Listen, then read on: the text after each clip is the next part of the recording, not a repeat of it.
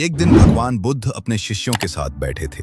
तभी एक शिष्य ने हाथ जोड़कर पूछा, भगवान, जीवन में कब और कहां हमें चुप रहना चाहिए? भगवान बुद्ध मुस्कुराए और बोले, हे भिक्षु, चुप रहना भी एक कला है।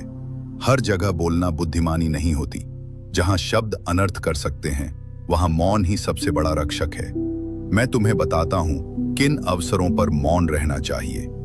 पहला, जब क्रोध आए, जब मन क्रोध से भर जाए, वाणी कड़वी होने लगे, उस समय कुछ न बोलो, क्योंकि गुस्से में निकला हर शब्द तीर बनकर दिल को घायल कर देता है। बुद्ध कहते हैं, क्रोध के समय मौन रहो, वही सबसे बड़ी जीत है। दूसरा, अज्ञानी के सामने, जहां सामने वाला तर्क सुनने को तैयार न हो, जहां बुद्धि के बदले अहंकार बोलता हो, वहां चुप रहना ही अच्छा है। बुद्ध बोले, मूर्ख से वाद विवाद करना अंधे को रंग समझाने जैसा है। तीसरा, अपमान के समय, जब कोई अपशब्द कहे या तिरस्कार करे, तब मौन रहना चाहिए, क्योंकि सामने वाला अपने कर्म का फल पाएगा।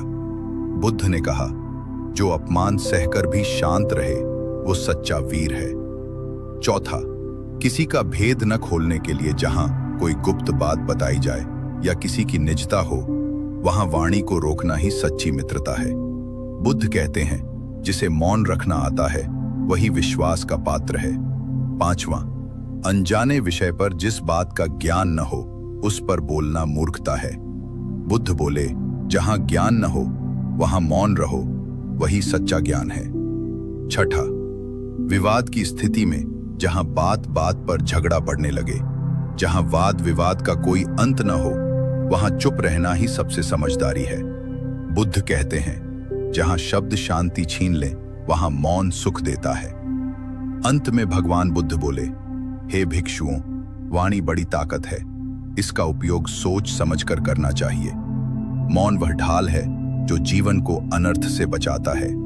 जहां जहां वाणी दुख दे सकती है, वहां वहां मौन ही सबसे बड़ा धर्म है। सभी शिष्य इस उपदेश को सुनकर गदगद हो उठे और प्रण किया कि जीवन में उचित स्थान पर मौन धारण करेंगे। बुद्धं शरणं गच्छामि।